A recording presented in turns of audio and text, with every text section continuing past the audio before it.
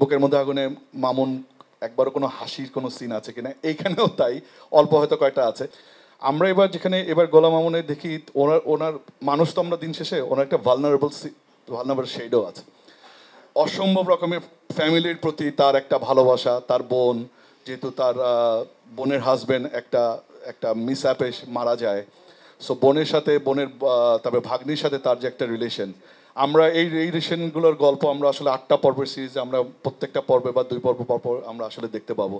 So আমার কাছে মনে হয় ওইটা গোলাম মামুনের সবচেয়ে ইউএসপি, যে রাফ অ্যান্ড টাফ তো আসলে সবাই হতেই পারে, কিন্তু তার সাথে তার যে একটা ভালনারেবল একটা ইমোশনাল সাইডও আছে, সেটা আমার কাছে মনে হয় খুব সুন্দরভাবে ফুটে উঠেছে।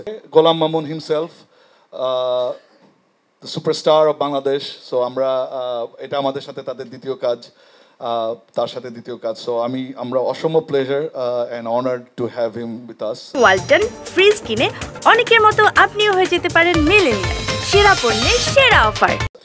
আমরা এবার গোলাম মামুনের দেখি ওনার মানুষ তো আমরা দিন শেষে ওনার একটা ভালনারেবল শেডও আছে। অসম্ভব রকমের ফ্যামিলির প্রতি তার একটা ভালোবাসা, তার বোন, যেহেতু তার বোনের হাজবেন্ড একটা মিস অ্যাপে মারা যায়, সো তারপরে ভাগ্নির সাথে তার যে একটা রিলেশন, আমরা এই রিলেশনগুলোর গল্প আমরা আসলে 8টা পর্বের সিরিজে আমরা প্রত্যেকটা পর্বে বা 2 পর্ব পর আমরা আসলে দেখতে পাবো।